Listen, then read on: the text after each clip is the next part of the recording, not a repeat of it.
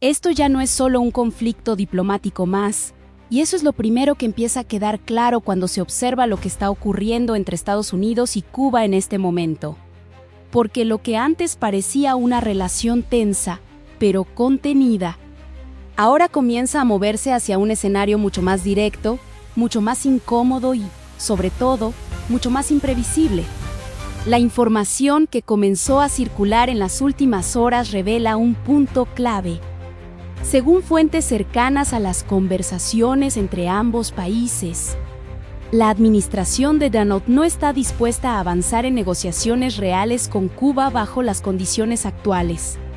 Y la razón no es económica, ni técnica, ni siquiera diplomática en el sentido tradicional. La condición es otra, mucho más directa. El presidente cubano, Miguel Díaz-Canel, tendría que dejar el poder, esa es la línea. Esa es la exigencia. Y cuando una negociación se construye sobre una condición como esa, deja de ser una negociación común. Se convierte en presión. Este detalle cambia completamente la lectura de lo que está ocurriendo. Porque no se trata solo de mejorar relaciones, ni de aliviar tensiones, ni de buscar acuerdos graduales. Se trata de algo mucho más profundo, redefinir el liderazgo dentro de Cuba como punto de partida para cualquier tipo de avance. Y eso, en términos políticos, es una señal fuerte.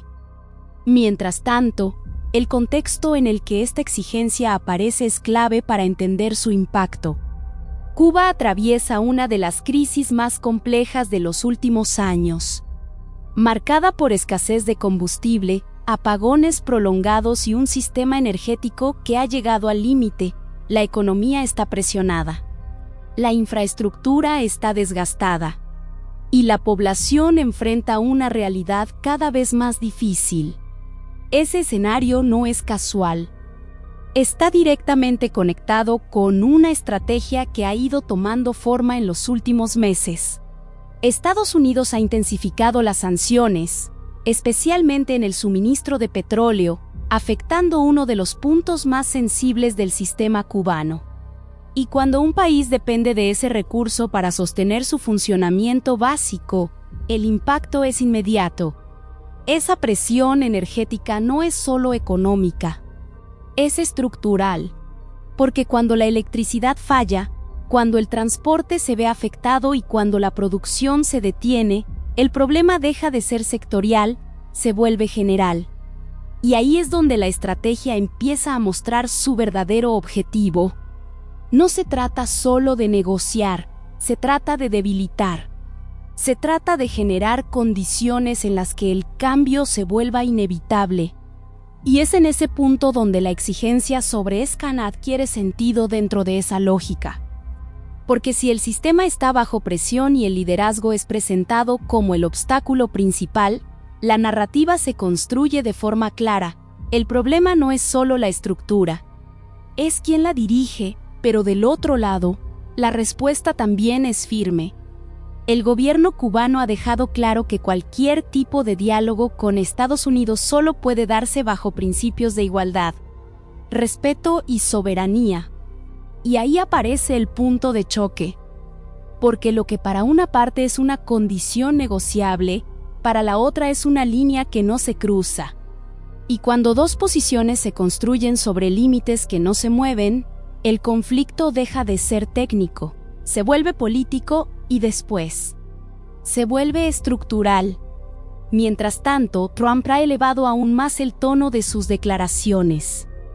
No solo habló de presión o de negociación, sino que llegó a afirmar que tendría el honor de tomar Cuba en alguna forma, dejando claro que su visión va más allá de acuerdos tradicionales. Ese tipo de frase no pasa desapercibida, porque no es una declaración diplomática, es una señal de intención. Y cuando ese tipo de mensaje aparece en medio de una crisis interna en el país objetivo, el impacto se multiplica, porque la narrativa se vuelve más clara. Un país debilitado, una potencia presionando, y una condición que redefine todo. En ese escenario, cada movimiento comienza a tener más peso. Las conversaciones que se mantienen, aunque discretas, ya no se interpretan como simples intentos de acercamiento. Se interpretan como parte de una estrategia mayor, donde cada paso responde a un objetivo específico. Mientras tanto, dentro de Cuba, la situación sigue siendo compleja. La escasez de recursos, los cortes de energía y la presión social crean un ambiente donde cualquier cambio, cualquier señal y cualquier noticia adquieren una dimensión mayor. Porque cuando un país está en ese punto, no todo se mide en decisiones políticas, se mide en percepción, y la percepción es clave, porque es ahí donde se define si la presión funciona o no, si genera cambio o genera resistencia, si debilita o fortalece. Y eso es lo que todavía no está claro, porque la historia no está cerrada, está en desarrollo. Y cada elemento que aparece, cada declaración, cada movimiento, añade una capa más a un escenario que ya es lo suficientemente complejo por sí mismo, pero hay algo que ya no se puede ignorar.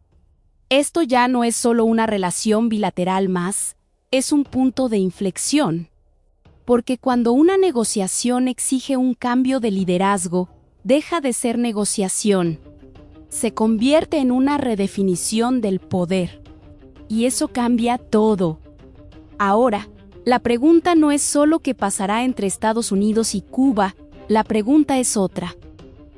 ¿Qué pasa cuando una potencia decide que el problema no es solo el sistema, sino quién está al mando? Porque en ese momento, la historia deja de ser diplomática, se vuelve directa, y cuando se vuelve directa, las respuestas también cambian. Ahora quiero leerte. ¿Desde dónde estás viendo este video y qué hora es ahí contigo en este momento? Porque este tema se está interpretando de formas muy distintas dependiendo del lugar desde donde se mire.